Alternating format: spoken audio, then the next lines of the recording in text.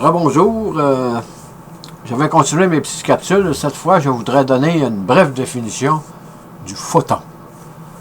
Le photon, c'est un boson, comme je l'ai mentionné dans la capsule précédente, là, mais qui est à la base de toutes les forces du rayonnement électromagnétique, incluant la lumière. Le photon est un boson sans masse, de spin 1, et autrement dit, c'est le vecteur de la force électromagnétique. C'est un paquet d'énergie, un photon, qui est déterminé par la formule HF. H, la constante de Planck, et F, la fréquence de l'onde électromagnétique. Vous voyez que le boson, le photon des ondes électromagnétiques est très très important parce que, voyez-vous, vous avez ici les ondes de radio. C'est toujours le même principe. La constante de Planck, par la fréquence de radio, va donner l'énergie. Et là, vous avez le micro-ondes. Ça, c'est dans notre cuisine, là, quand on se fait réchauffer quelque chose de très vite avec le faux micro-ondes. Il est ici. C'est les ondes électromagnétiques encore. Et vous continuez comme ça. Vous voyez la lumière.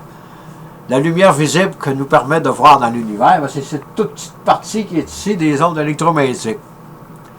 C'est encore un photon, mais son énergie est déterminée par HF, toujours la constante de Planck. Et plus vous allez plus haut, l'ultraviolet, c'est le bon air, quand on sait qu'aujourd'hui c'est dangereux pour les cancers de la peau.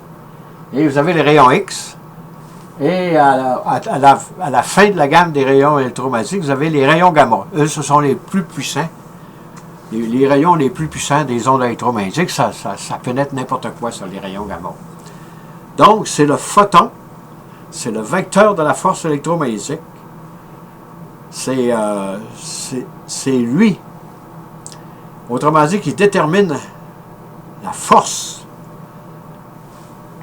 des ondes électromagnétiques dépendant du spectre où l'on se trouve. Comme vous voyez ici, la petite partie qu'on voit là, c'est la partie visible de la lumière. Et un peu plus haut, vous allez tomber dans l'ultraviolet. C'est tout gouverné par le photon. Et même à l'intérieur de l'atome, c'est pour ça ils ne sont pas soumis au principe d'exclusion de Pauli, comme je l'ai dit tout à l'heure. Parce que si un électron va... Quand vous faites brûler du bois, quand vous faites un feu, vous voyez des braises rouges. Vous voyez, ça, c'est de la lumière qui est émise par le photon. Parce que l'électron a changé. De...